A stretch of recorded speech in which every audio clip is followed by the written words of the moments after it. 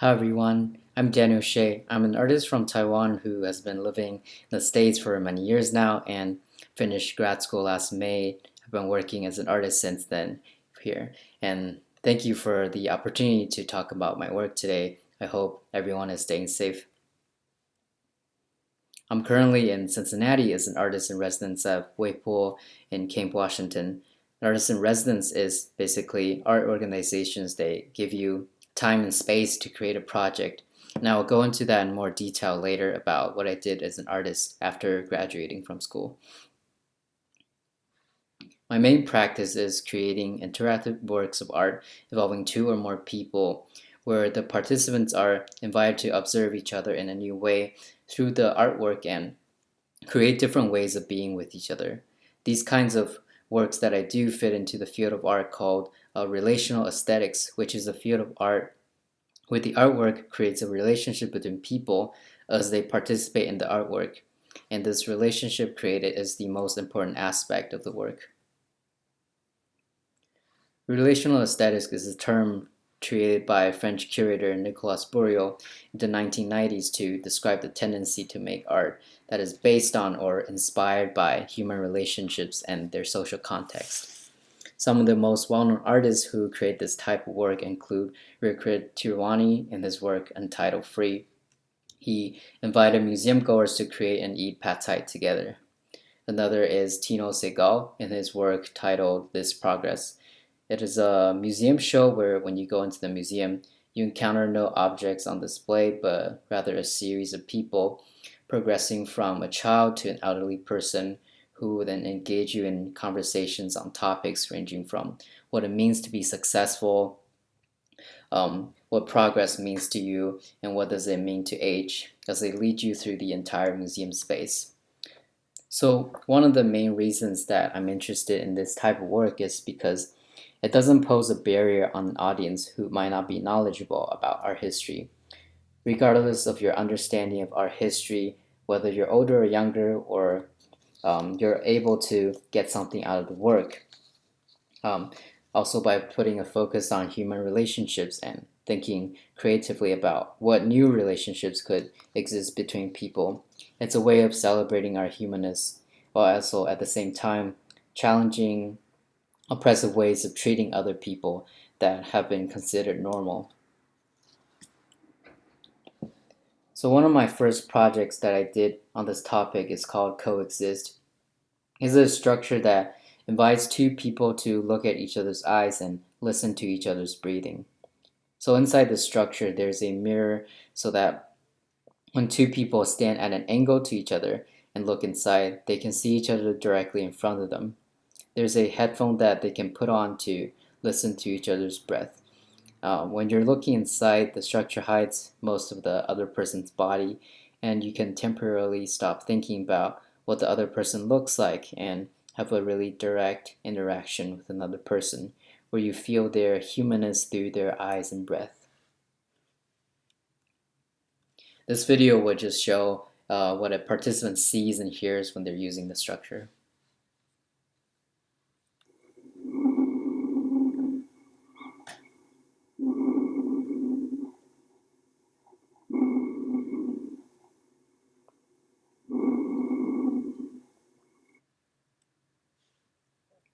So I use these structures as a way to create temporary relationships between people that would not happen otherwise. These temporary relationships between people are alternative to common relationships outside of this artwork. After ending their participation in the artwork, they might go back to interacting with each other the way they did before, but they can't forget what they felt toward each other during their interaction inside the work. So their experience in the work can then destabilize how they perceive each other outside of it. The structure is called To See Beyond Our Appearances and is another example of a structure that allows for a simple yet very intimate interaction between two people. Participants interact with each other through a large latex sheet in the middle of the structure. They cannot see each other directly, but they can press into the latex sheet to create an extrusion in the shape of the body on the opposing side. The interactions in my work always center on these two elements, intimacy and a layer of strangeness. The strangeness comes from seeing and experiencing another person in a new way, so that you can't immediately judge and interpret the other person how you usually would, but rather you have to try to figure out how to act towards the other person in this situation. And knowing that the other person at the same time is trying to do the same for you, and that you exist in each other's minds in this moment, that creates an intimate moment of mutual recognition.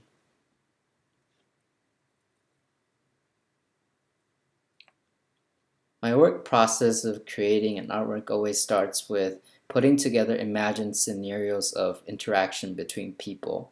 Then I try to figure out how to make these things happen. Some examples of questions I would ask are, what would happen if you could see someone who's far away right in front of you? Or what if you could feel each other's heartbeat while standing far away from each other? What if you can see both sides of a person at the same time, front and back, or their left and right side? Or what if we can sit back to back and see each other right in front of us?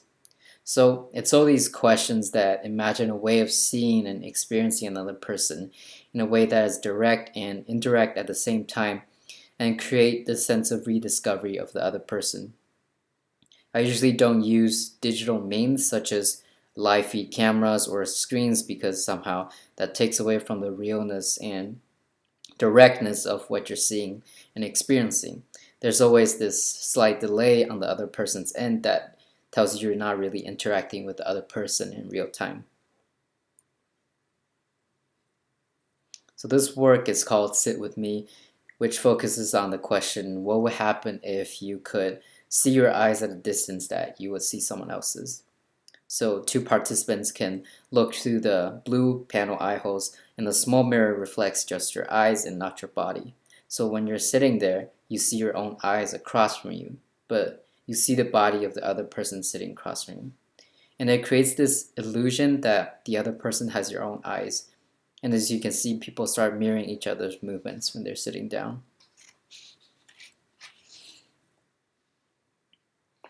Another question was, what would happen if you could take up someone else's space with your breath? So I and my friend created a device that you can wear under your clothes and inflate each other's device with your breath.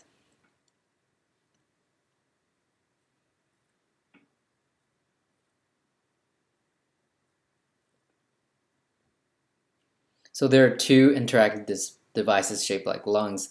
And to start, each person inserts the bag under his or her clothes and hand his or her attached vinyl tube to the other person. And standing back to back, each person blows into the other person's tube and transmit their breath to the other person.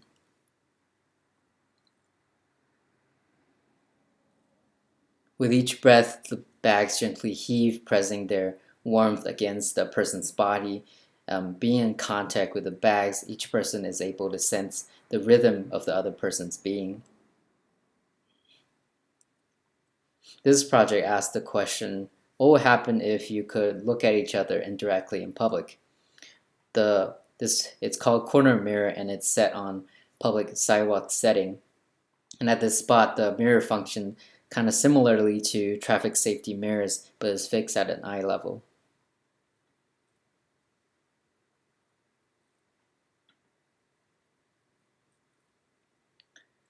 The color orange commands attention in public space, is something that people should pay attention to. And the colored mirror aims to soften the tension of eye contact between strangers and connect them on a simple yet emotional level.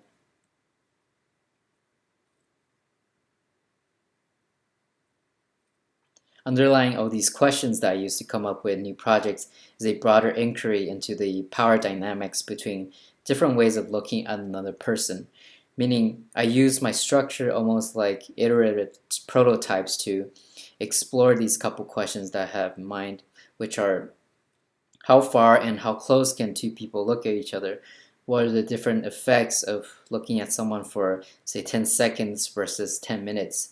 from what position, and what are the different connotations of looking at someone while lying down, sitting, standing, looking up, or looking down, and under what kind of lighting. How much can you see? Is it ambient lighting or bright lighting, direct or indirect, such as discovering someone on a mirrored surface versus looking directly at someone? And each of my work is a prototype, so that means that each new work is either improving on or some aspect of a previous work, or testing out a new mode of interacting, aiming towards this ultimate goal of creating an interaction that feels emotional and intimate but not uncomfortable, and one that can change our perception and understanding of another person.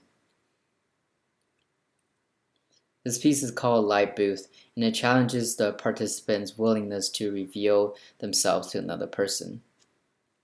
It's this large structure with a one-way mirror in between, with a button that controls the light on your own side.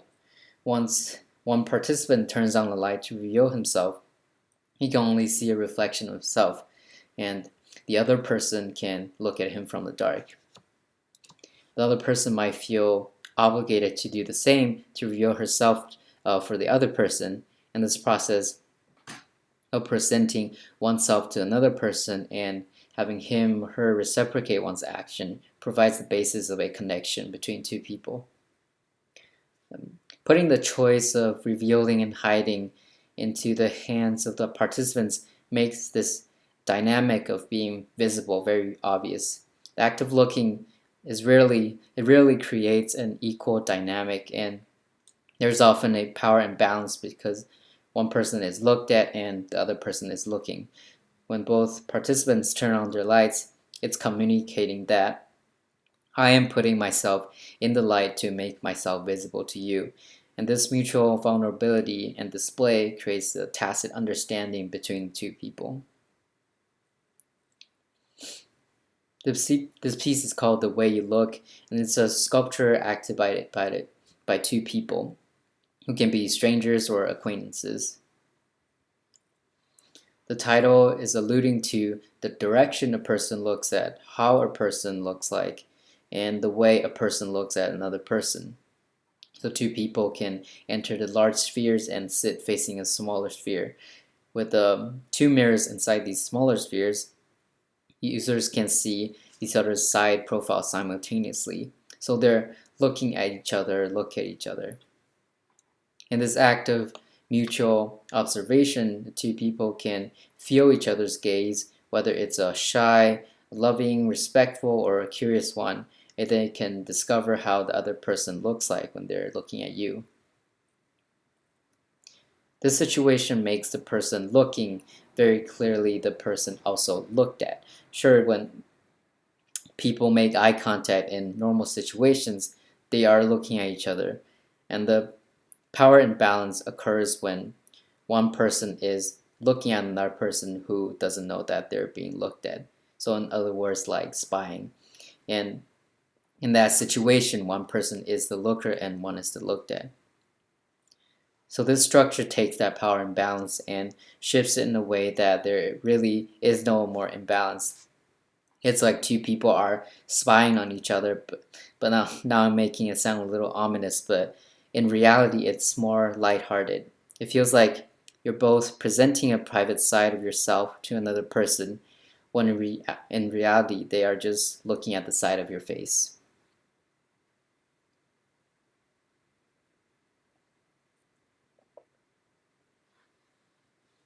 So I use art as a way to create spaces where the rules are different, where ways of looking at each other and thus ways of feeling and perceiving each other are different. And this has to do with my personal experience with stereotypes and racism, where people assign a set of rules for how a person should act based on how they look, and my desire to then be in spaces where you can temporarily forget about what you or someone else looks like, but still able to build a connection and understanding with them. Blurring Boundary is one of my most recent works. It's a light installation, consists of a tunnel-like structure that is divided down the middle with a fabric screen. As the participants move inside the structure, their shadows as these intimate extensions of their bodies visually combine on the fabric screen in a kaleidoscopic fashion. And at times it's impossible to differentiate between one's own shadow and the other person's. By presenting the participants' bodies as multiple and overlapping to each other, the installation creates a space where a participant's identity can temporarily be ambiguous and escape from clear social delineations such as male, female, native, foreign, etc. Many of my past works are too intense for people who don't know each other well, even though people who are good friends or partners often get something out of them. So a guiding principle when I'm creating new projects is to find ways to make an object that is comfortable and easy to participate in emotionally. In other words, it's not awkward. Whenever I'm designing these structures, I would try to imagine how people react to it if it's somewhere in public like a subway station in New York. The ultimate goal is to create a structure where two strangers spontaneously interact with each other, and this interaction has to hit a sweet spot between intimate and detached so that two people are not just playing a game together, but rather feeling each other's presence and humanity as well.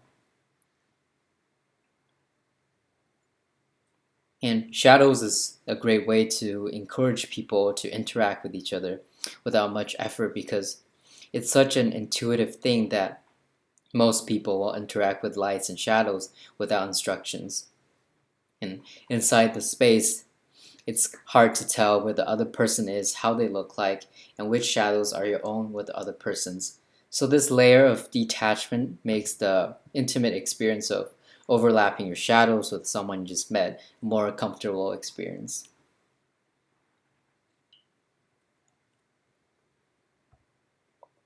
With the shadows, I found that even though the two people are actually standing very close to each other, face to face with just a piece of fabric between them, it actually doesn't feel awkward at all. And I hope to eventually place this kind of structure in public transport spaces such as airports and subways where lots of strangers will pass by each other and create this opportunity for an intimate and playful exchange between people. Gazing is another recent work that is an immersive environment where the rules of interacting with each other are different. It's a 3-minute long immersive experience inside a completely dark room that involves 4 or more participants. And before entering the room, the participants put on earplugs and goggles that illuminate their eyes. While inside the room, the participants walk around freely in darkness and silence and see each other solely as these floating pairs of eyes. Because in here, most characteristics that one would use to categorize a person will be subdued, such as eye color and skin color. The participants will not be able to easily determine which person they're looking at. So the act of looking at another person that is often laden with an unequal power dynamic is temporarily stripped of its power and replaced with a sense of mutual discovery.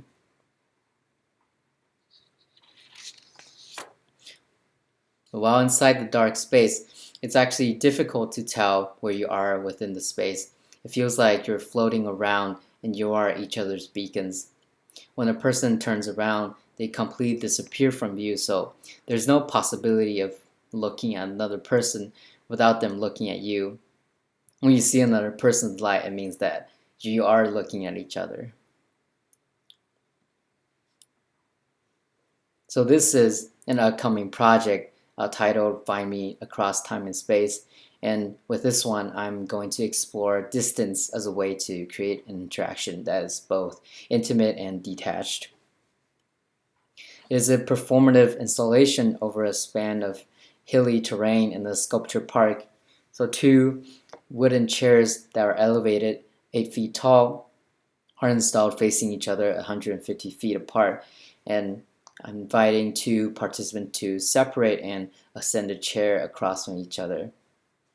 As a performance, they are asked to sit and hold the other person on their mind for 10 minutes to try to zone out the other sounds and visual distractions and to focus on thinking about the other person across this vast different distance.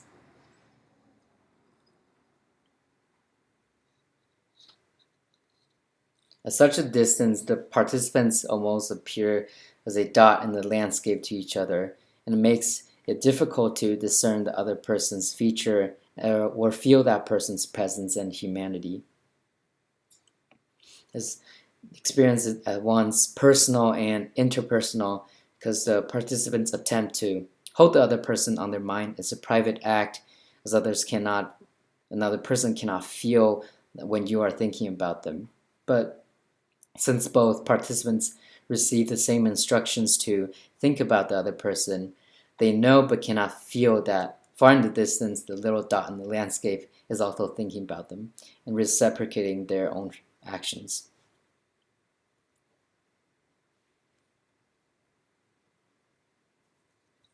So having told you about all the projects that I did elsewhere, I want to now talk about what I worked on while in Cincinnati.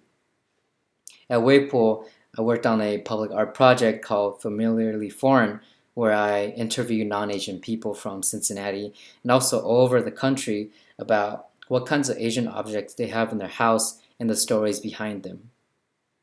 This project carries the same premise as previous works that I've shown of art as a way to create and change people's relationship with each other.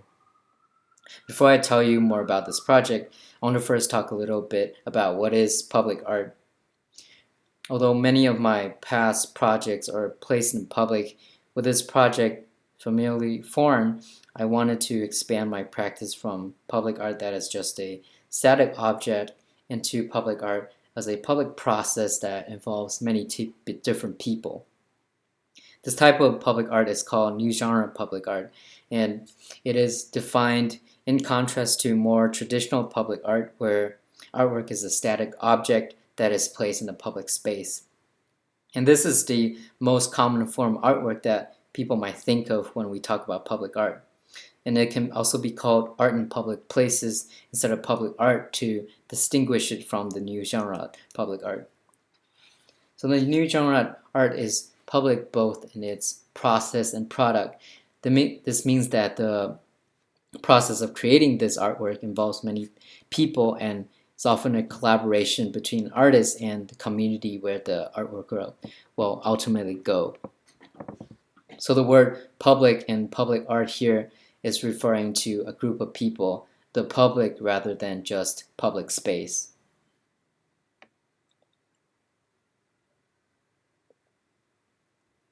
A good example of this type of art is artist Matthew Mazzata's Storefront Theater, where he started the project by going to a community in Lyons, Nebraska, without any preconceived idea of what the artwork is going to be or look like.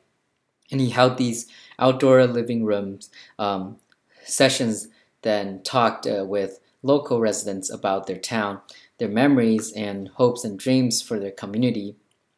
And through this discussion, they told Matthew that their main street is going into decline with the loss of many businesses, and they miss seeing that their main street as they serve as a central hub for socialization. So together they converted this abandoned storefront facade into a theater space and also collaborated with a local amateur filmmaker to create a movie that featured more than 100 people from this 800 people town as actors. On the opening night of this project, the people in this town came together and watched this movie about themselves and their town. And since then, a film studio and art gallery had opened near the theater, and the artist has continued to collaborate with the local community to create more films. So back to what I'm doing in Cincinnati. This project, Familiarly Foreign, is investigating what kind of Asian things that non-Asian people have in their home as a way to find out how Asian culture is used in non-Asian households in America, and also how Asian culture is a part of non-Asian people's lives. The inspiration for this project came from when I was researching this town called Muncie, Indiana, to create a project proposal for a local art organization. This is a town where only 1.8% of the population is Asian, but as I was looking into their local cultural center, I was really surprised to find that they have many, many Asian artifacts in their archives. While I was doing this research, I was actually living in a town in Indiana for a couple weeks, not too far from Muncie, and staying in a white person's house. And they also had a couple of Asian-looking objects such as plate and vases. And as I was in that town in Indiana, I was feeling very much out of place because I was one of the only Asian people there, and it was a really jarring contrast for me to be seeing these Asian-looking objects looking so right at home in this white person's house. So that got me to start thinking about how Asian objects for many non-Asian people are something that is coveted and something to be collected and placed in the home as a way to decorate and make the living space seem more sophisticated, in part because for the collector, these objects represent Asian culture in some type of way. And this trend is in sharp contrast with how Asian population, both historically and especially now, often faces xenophobia and seen as something unwelcome and other to America. One of the most jarring examples of this in history is the opening of the Fuhrer Gallery in Washington, D.C. in 1923, which gave Asian art a prominent place in the United States cultural landscape. The opening of this museum signified this change in the status of Asian objects in the United States. Previously, they were often seen as anthropological artifacts, and with the opening of the museum, Asian objects were elevated to the status of art on par with, say, French objects. The very next year, in 1924, the Immigration Act was enacted, which completely banned Asian immigration to the U.S.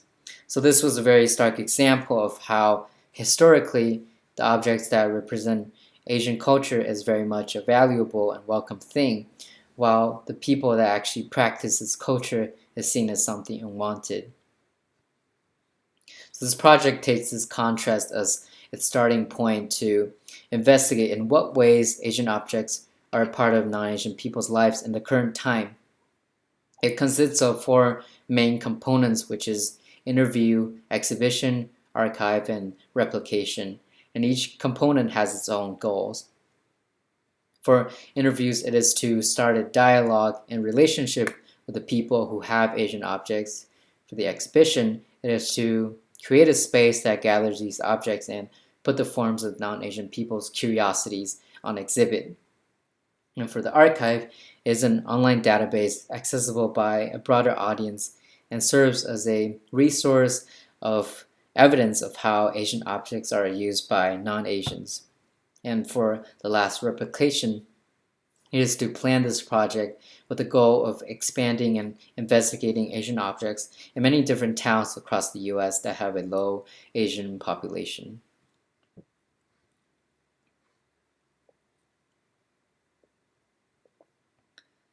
So the interview is a research process of gathering primary data and building an archive of Asian objects.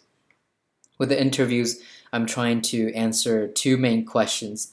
What is the function of the Asian object within the context of the person's home? And what is the function of the Asian object within the context of the person's life? The act of asking these questions itself, in addition to being a method of gathering data, also serves the purpose of encouraging people to become more conscious about what objects they choose to gather in their home and how they themselves are using the object. Oftentimes, at first, when I ask people, they start out saying that they don't have any Asian objects. Then they slowly start to realize a couple of things that they might have. So my exchange with people of asking questions has this function of causing people to become aware and question whether or not how they're using the object is appropriate. After I ask people about their stories with the object, their memories also expand to include this conversation that I had with them.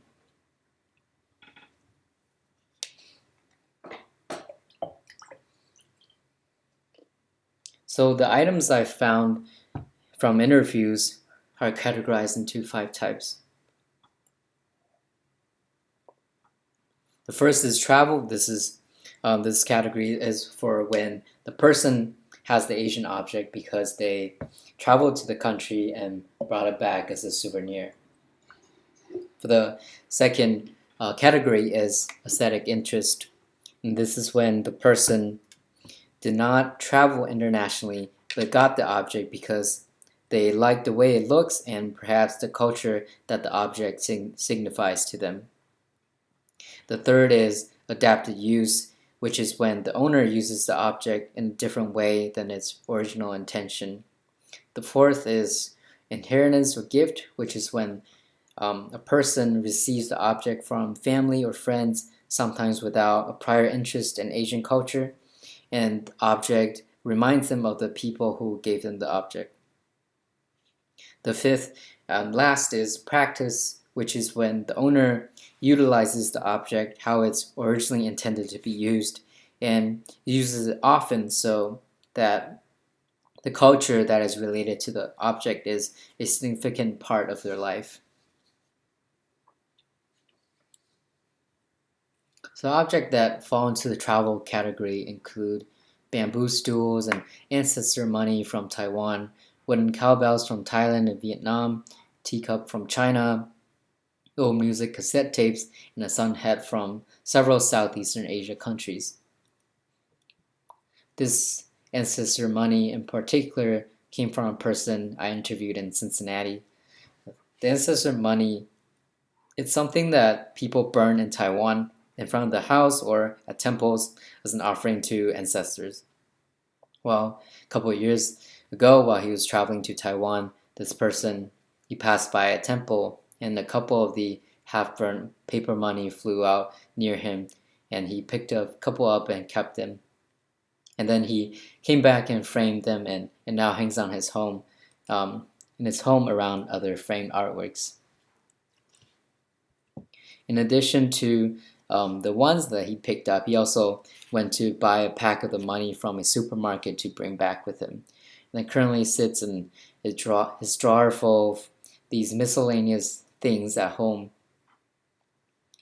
When I was interviewing him, he mentioned how when he was tidying up the house recently, it was really hard to find a place for this money or a specific drawer for it because he doesn't feel comfortable displaying it like he did with the ones that he framed. So it's just something that he has tucked away in a drawer, and its function is to remind him of his time in Taiwan, and he won't really be using it for anything else.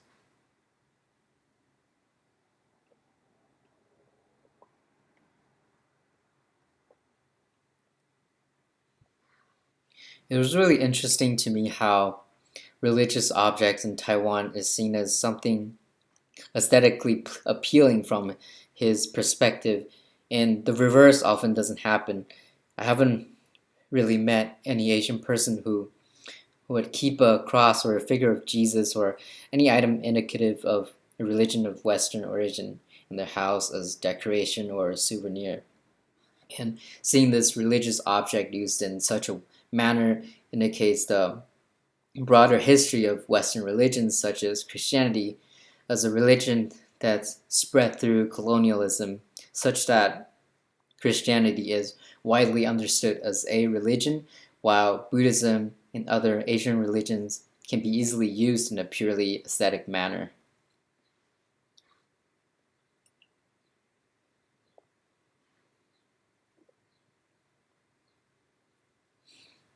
Adapted use items are things that people bought because they were drawn to how the object looks or sounds, and they use the items in ways that are different from their original intended use. So this Kali figure belongs to an artist. In her home, she has a couple other objects like this, and when she moved into a new artist studio, she brought this Kali figure over there as a way to decorate and make the studio feel more like home.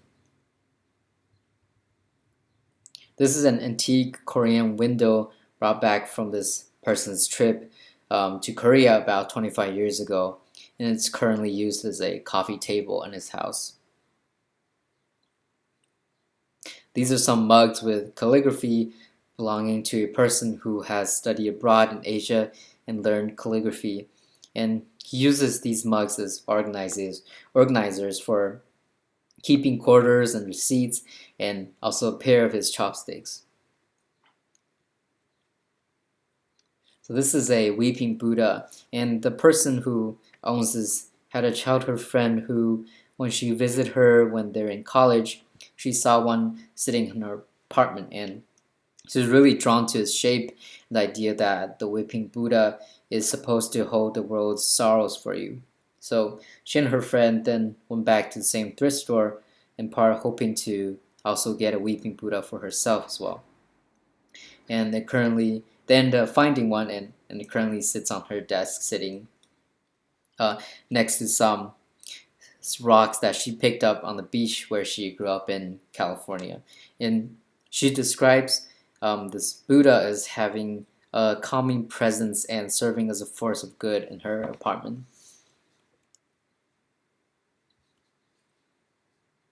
The owner of this lotus lamp has it perpetually lit in her kitchen, even when she goes on traveling trips abroad, which this lamp doubles as a nightlight and an object to remind her of her late mother, and she got it at an Asian market nearby. I asked her why it felt fitting to remember her mother by this lotus lamp, and she said it seems better than a candle because her mother lived a very international life and traveled and worked in many countries. And as we were talking, she said that at night when she comes downstairs and the kitchen is lit with this lamp, she feels like it's her mother lighting up her home and keeping things safe. Objects in the aesthetic and cultural interest category are Asian objects purchased in the United States because either the owner is attracted to how the object looks or the culture it might signify to them.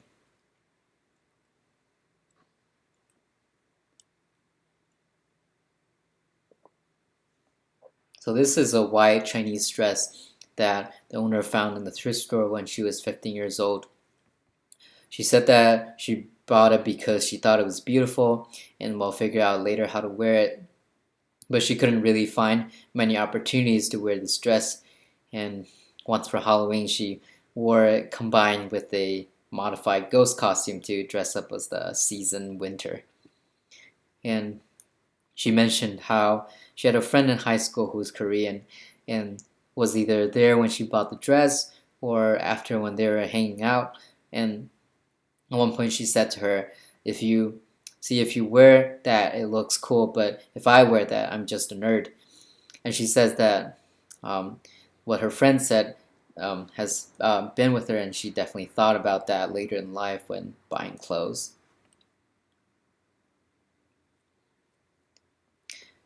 When I found this carb streamer flying on this flagpole when I was in Nebraska City, and I was really surprised to see that in this town where many houses have American flags flying in their yards. So I talked to the owner, and the owner said they saw this on another house, maybe on TV, and thought it was beautiful. So she bought this carp streamer from Amazon, and asked asked for about her decision behind hanging a carp streamer instead of a flag, and she said that she bought the house a couple of years ago, and it came with this flagpole, and she didn't really want to put a flag on it. She says she's a strong Democrat, but she's not really feeling very patriotic right now with how the country is going, so using a flag doesn't feel right to her. And this town is also really strongly Republican, and she said she kind of wanted to be the other guys here. And this carp streamer also serves the function of beauty for her. She said she's an artist and she likes to have beautiful things around her.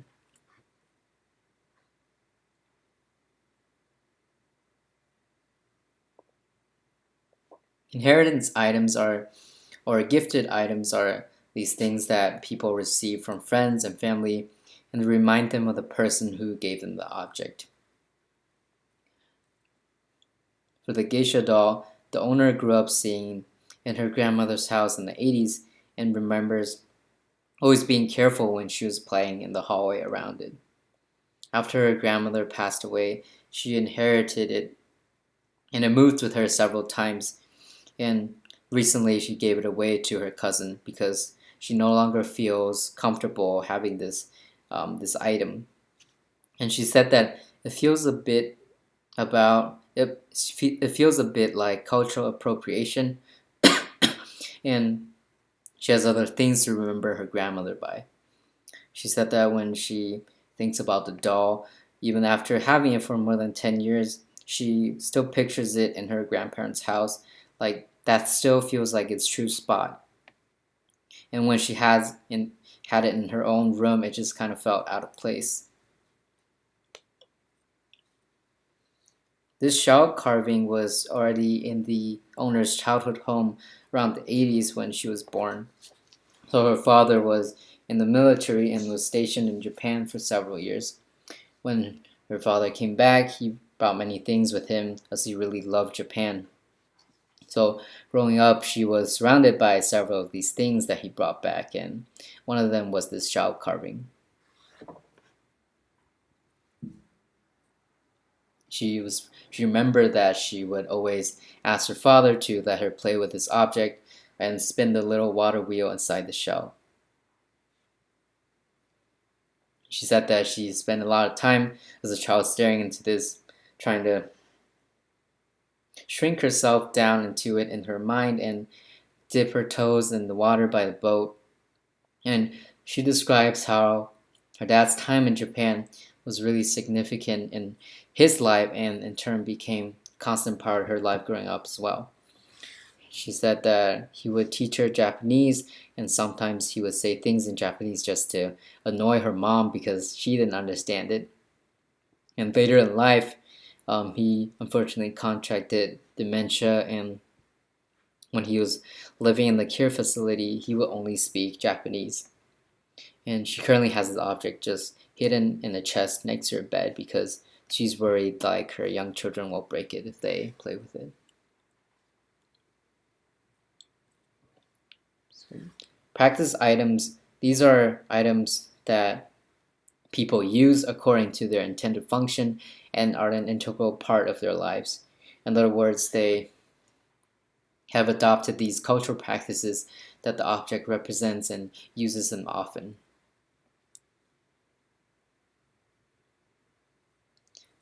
For this pair of Kung Fu shoes, when I asked this person about what kinds of Asian objects he has in his home, he first gave me the example of a Japanese dive that he got as a wedding gift, but one that he doesn't really use. But later, as we talked a bit more, I found out that he actually practices Tai Chi every day and goes to Tai Chi class every week. He has practiced martial arts in high school like Kempo Karate and first started Tai Chi about 10 years ago. He describes Tai Chi for him is the equivalent of what running or yoga would be for other people. It's something that he tries to do every morning and it makes him feel healthier. For this lucky bamboo, the person bought it about 11 or 12 years ago in IKEA when he was moving into their house with his wife. His wife had heard somewhere that having this bamboo in your house and having a certain number of stalks growing brings different kinds of good luck. Like if you had 3 stalks, for example, then that was good for fortune. So they first bought it and put it in the house to bring in good luck. And they care for it better and worse at different times. Right now it's a single stalk and it's pretty small, but he said that at times it's been as much as maybe 3 or 4 stalks that are a couple of feet long.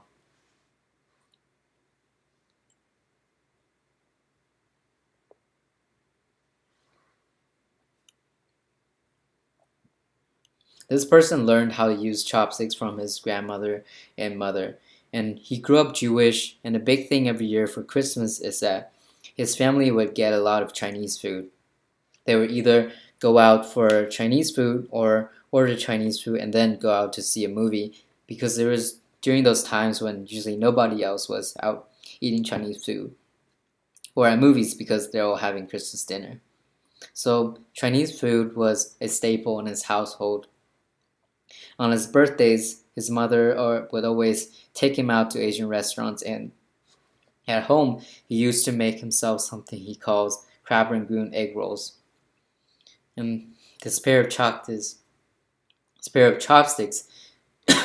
he has had for at least 8 years. When he moved out here to Massachusetts from Arizona, he went to a shop in Boston, Chinatown, and picked up a nice pair of metal chopsticks because he wanted a pair that feels like silverware and is more long-lasting. And he says he tends to bring this pair of chopsticks to places where he goes out to eat.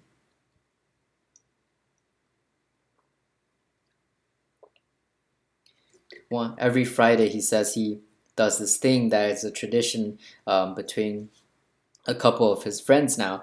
It's called Stir Fridays, where he buys a lot of ingredient and gathers with a couple of friends to make stir fry together in North Adams.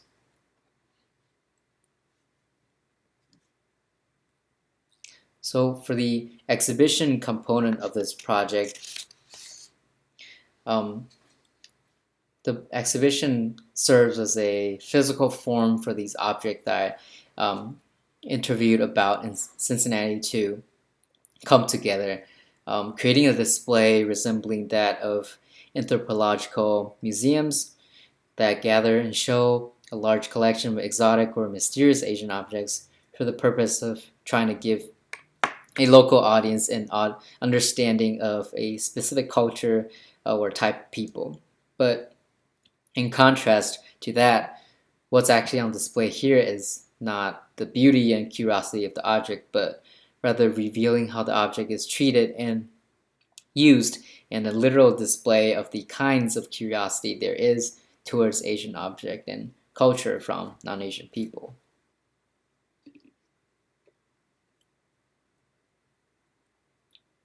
On the other side of this display are the interviews of objects from people all over the country, showing a viewer the wide range of objects that people have. The viewer can pick up a book and to learn about how these Asian objects are used in their homes and how they are part of that non-Asian person's life.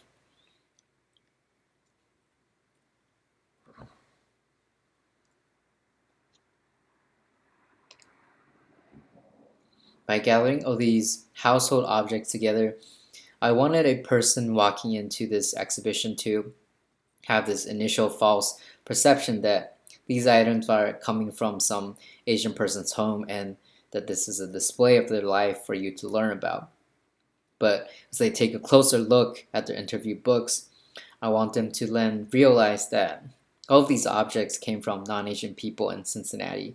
These are things that they've had for parts of their life ranging from 1 to 30 years. And I want them to then start to think about how Asian culture has been a part of the lives of the kinds of people who have no trouble being seen as American. And think about the many different ways Asian culture is a part of American culture and homes, ranging from more superficial interest in Asian aesthetics to deeper connections with Asian cultural practices in their daily lives.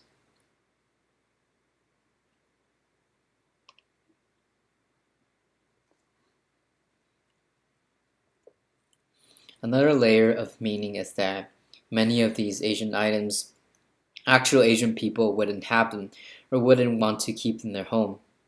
Sometimes because these items are just not meant to be used in those ways. But there's also that deeper issue that Asians in America are often treated as perpetual foreigners, and in their process of trying to assimilate into the so-called dominant American culture, which is actually a white American culture, they might feel shame about having things that these things that could possibly make them seem more foreign and make people think that they're not American.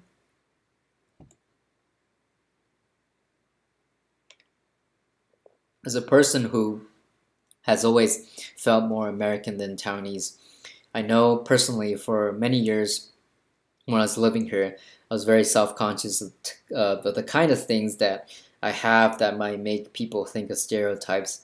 For example, I wouldn't want to wear clothes that have Chinese characters on them.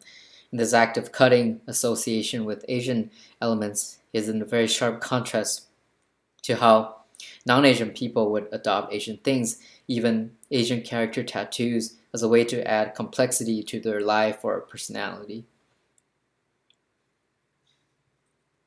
After the exhibition ends, I will start building a website that serves as an online database to house these objects and the stories associated with them so that they can be accessed by a broader audience.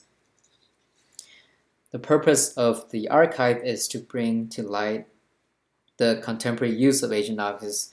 During my research prior to starting the project, I have found scholarly articles on the purpose of Asian objects in white American homes in earlier dates ranging from the 1700s to the 1920s. So I wanted to create a contemporary and growing database of how Asian objects are used in non-Asian households, and a large collection of these objects and data allows us to see in the contemporary time after Asians have been in America for more than a century. In what ways is Asian culture now an integral part of white American life, and in what ways it is still exoticized and valued for its foreignness? This database will also serve to make people more conscious of how they're using the object or aesthetics and start thinking about why they use it that way and whether that perpetuates a simplification or exoticization of Asian culture. The goal of Familiarly Foreign is to be an ongoing and growing process that can be replicated in other towns and cities with low Asian population. That means many different Midwestern cities, including St. Louis, Missouri, or Cleveland, Ohio, which are cities that actually once had Chinatown and a larger Asian population but were demolished for different reasons.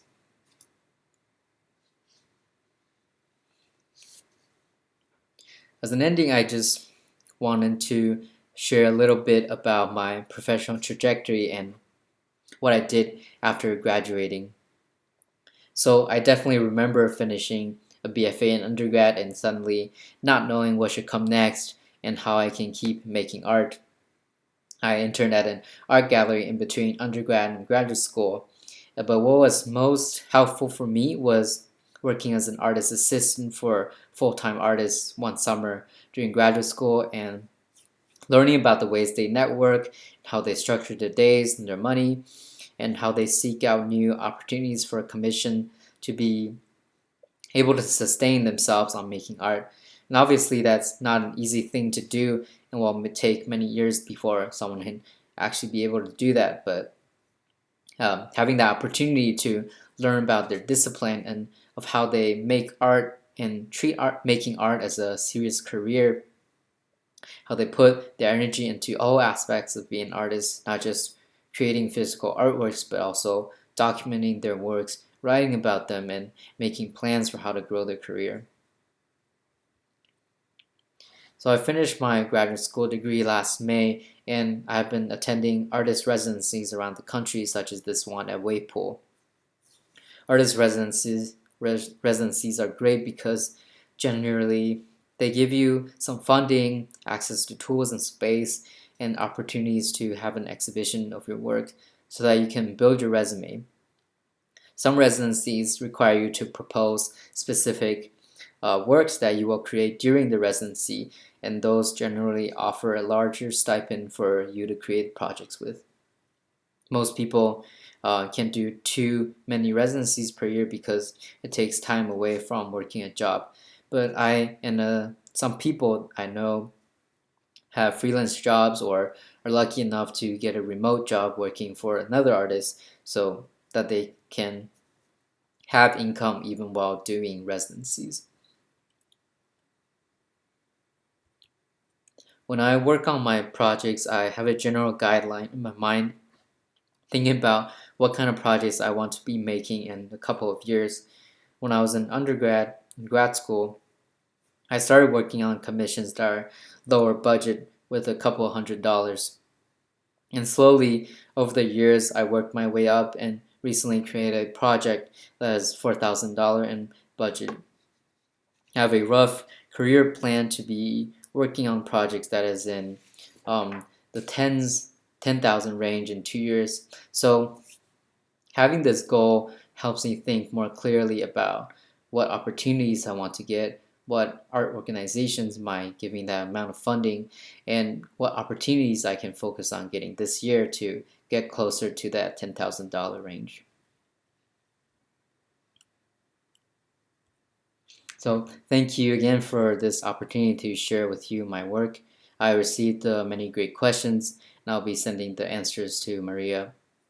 I have my email and website here, and if you have any further questions, more specifically about my work or more general questions about working as an artist, feel free to reach out and I'd be happy to talk more.